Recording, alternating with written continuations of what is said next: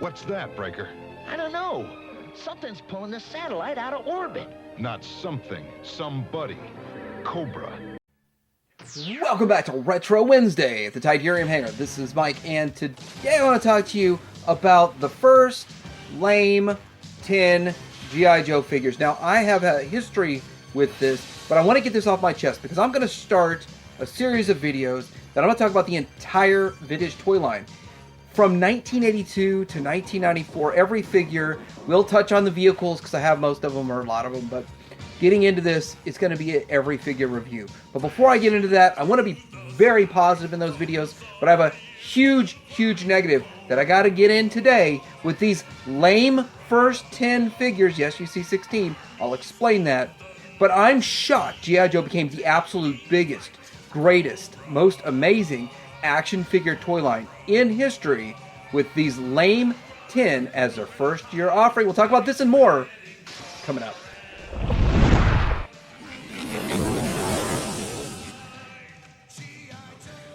So getting into defining the 10 that I don't like out of the 16 figures, obviously Cobra Trooper, Cobra Officer, and Cobra Commander are iconic. They're awesome figures. Love them. I actually like the swivel arms more. I do have straight arms of all of these, but they're in rough shape, or too rough shape that I want to show. Don't want to show those on here. But these are not part of the first 10 lame problem that I'm going to talk about. Stalker looks so much cooler than these other guys back here. I like the camo fatigues, and I like the fact that that is what I was used to seeing military in real life walking around in camo fatigues. Not what we see back there, but we'll get into more of that down the road. Stalker is not part of the lame 10. Snake Eyes obviously kind of cool, but I will admit this, in my opinion, this is the worst version of Snake Eyes in the first run through 1994, simply because of the lack of paint deco and the fact that he doesn't have a visor. In the late 90s, early 2000s, they did make this guy again, but they put him out with some paint deco, and I will say it's not the exact same mold. So you don't have to feel like you got cheated if you paid your 80 or 90 bucks or whatever stupid price for an original one, because this one here is not the exact same mold. But you see how much more interesting it looks with some paint apps, and I know they forfeited paint apps on this one, so they can paint apps on the rest of them. And yet those 10 are lame, and Snake Eyes is still cool. And of course, Scarlet, great figure. Like Scarlet, I actually like the swivel arm better in every single case with these. I like the swivel arm better, except for maybe one. And I have to say that with that, I spent all my time trying to chase her down because she came so early in the line. Alright, so at first I thought I didn't like these because they might not be complete. Well, I completed them and I still don't like them. In my early days of collecting, my older brother started in the line in 83. And then in 84, I started dabbling, but by 86 I was deep into G.I. Joe. But my brother's friend started the very year they came out, 1982. He had all the straight arms and I traded for him. So I've had the straight arms for the majority of my life. I actually got rid of them all and had to reacquire them, but that was a long, crazy story. But with that, I've got a long, sordid past of disliking these figures and thinking for so long it was just because they weren't complete, or maybe because a couple of them were broken, that maybe getting a nice set would make me like them more, and guess what? It certainly didn't. Let me get into this very specifics, why I don't like these. So you've got to kind of get your mind around my thought process, or any kid's thought process that started collecting these back in 84, 85, 86, and trying to retroactively collect the first year was kind of a waste of time. They look really boring. They certainly don't even look like they're part of the same toy line, even though they kind of share a helmet right there. The rest of these look so much more fun, so much cooler than these over here. Just the looks alone, the appeal, was one of the reasons. I liked the way these figures looked over here. I thought it was fun that they weren't just dressed up in boring military garb, but that's not even military garb from the 80s. That's military garb from what, the 50s? Something really boring like that. But you know, really, here's what I think. You got all these heroes over here. These guys are the ones that are going to go out and they're going to save the world from Cobra. You know what these guys are going to be doing? The best place for them is just back at the base, manning the home front.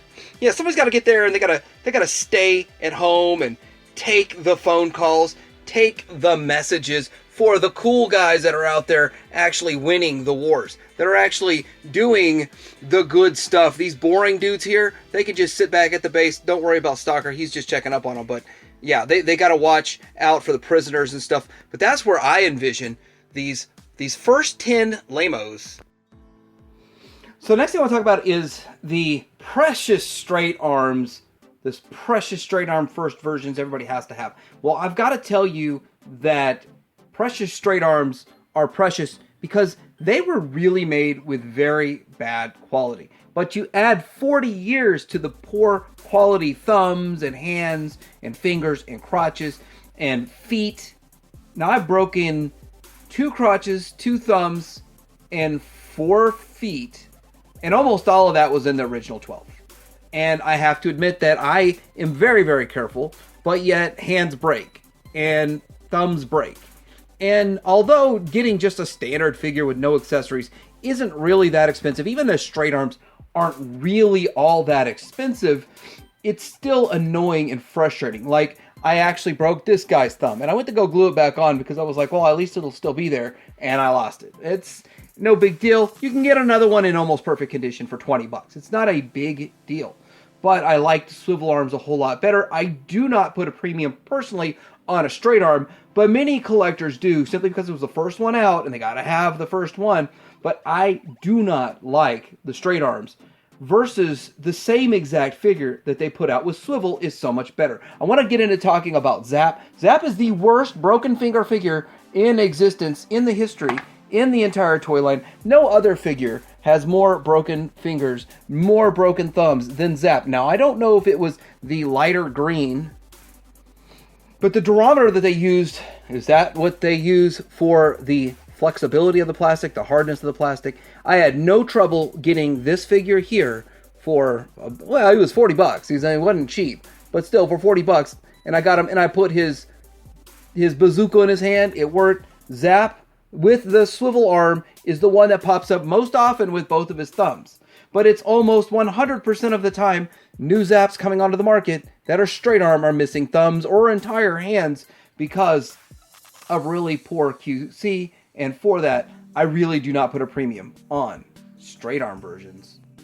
One thing I want to point out is if you look at the figures here from 1982, you're going to notice that the figures on the outside, the Cobra Trooper, Officer, Cobra Commander, and other figures on the outside, Stalker, Snake Eyes, and definitely Scarlet, have way more screen time than all of these other 10 combined. Yes, you see them in the background. Yes, you see him shooting something occasionally.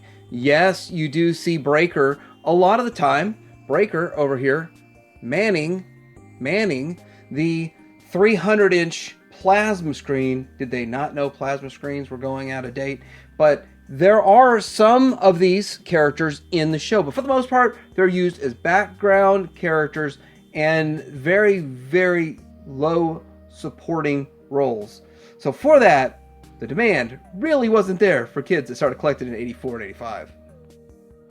Next, I want to talk about the recolor upgrades to these. So as we can see, we've got Clutch in an upgraded color scheme from the boring gray to kind of a boring kind of tan. But it's different. It's an upgrade in a way, and it is kind of interesting. Some people say they wish that all of them would have gotten the upgraded color scheme, and I say no.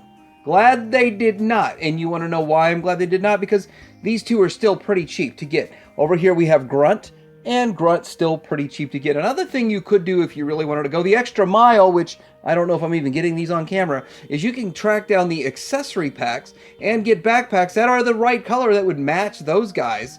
You could just deck them out. But they originally don't come with accessories. But you could use accessory pack accessories to accessorize them and make them match the original with the original backpacks and stuff, if that's a thing that you want to do down the road. That's kind of cool. I'll give it that. I'll give it that you could match the original release with the right color accessories with, well, sort of, with the accessory packs. Now, I want to get into Grand Slam here. Now, this is something where you have to spend $1,000 to slam this figure. Now, he's pushing $100 for a Grand Slam in silver, and they reissued him the next year with a silver look and packed him in with the sort of a vehicle. We're going to get into that in other videos. That's not what this video is about. It's the recolor of it.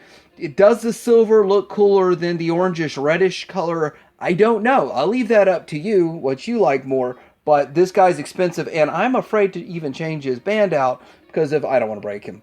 Don't want to break the guy because he's not a cheap one. The cheap ones are much easier to accept a breakage on.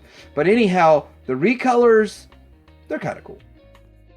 So the next thing I want to say is that when I got serious about getting these guys all completed, I didn't even realize that this guy here was Hawk. And I'm thinking, how is this even Hawk? Well, it's Hawk in his early days, before he got promoted and all of that. But when I think of Hawk, this is what I think of Hawk. And I have to tell you, honestly, go on eBay right now and search General Hawk and search V1. And how many of this guy is going to show up? Because I would say at least half, if not 70% of collectors think this is Hawk version 1 right here. Not this dude, not this boring looking dude. He just kind of blends in. And of course he has blonde hair. Can I even get that off? He has blonde hair. This Hawk decided he's going to dye his hair. And so it doesn't even feel like the same character. Doesn't even feel like it is at all the same character. And this is one example that I didn't even know till I started getting serious about making these videos, knowing all the names and making sure my accessories are right, or at least close to right. And then one more thing here is Tripwire. Now Tripwire looks like he should be included in this ragtag bunch of lamos because he's wearing pretty much a drab green color scheme, and I don't have his hose plugged in properly because that gets in the way of standing on the shelf. But he looks like he'd be part of them, but he didn't come around until the next year. And I have to admit, I didn't know that, but I always thought this was the cooler of these figures. And I don't know why. I always liked Tripwire, but he looks like he'd fit in with them. So the last point I want to make is that some of these figures they made in the Neon 90s over here, there's 3 of them that I have over here, were actually pretty cool, more visually interesting and visually striking than what we originally had. The same people that hold these in high esteem and spend crazy money on them look down upon the 90s figures. Not everything made in the 90s was great, but some of them are pretty cool. There are definitely some gems from the 90s, but I'll also tell you this. It will be way cheaper to go buy every single straight arm with unbroken thumbs, 100% complete, with the correct weapon and not the accessory pack weapon, all original, cheaper than collecting 1994. And that's a fact. Alright, so I've aired my grievances about the first lame 10. Obviously, there's 6 that I really like, and some of them I do like some aspects of them. And when I do get into reviewing these, I'm going to say some positive stuff. Obviously, I've said things in this video that are going to anger people, outrage people, upset people. But if you still like the original 10 lame figures, there's nothing wrong with that, because I like a lot of things that some other people don't like. But anyway, let me know what you guys think in the comments below. Like, dislike, subscribe. Todd Deerham, hang around.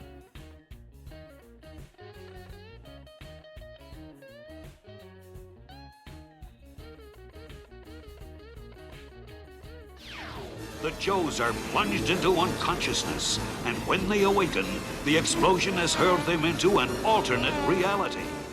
Steeler? Hey, Steeler! You must be sick! Out of your head, old buddy! Go running off like that. Their power's been drained! Mine too! But of course! Why else would we call this weapon the Parasite Matrix? But Flint, Cobra's ray is overriding my controls. We're losing her. Then scrub the mission.